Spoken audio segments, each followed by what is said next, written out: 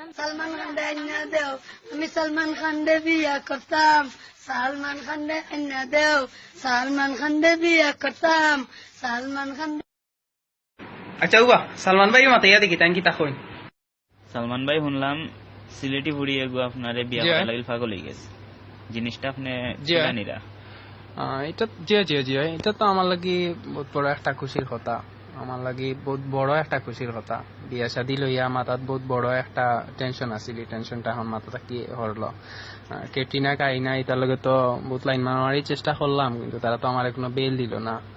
আর এই ফুড়িটা বাক্কা সুন্দর আছে দেখছি, আর মাঝে সিলেটি তাই এর মাঝে। আমি আগুয়াইমো, অবশ্যই আমি আগুয়াইমো।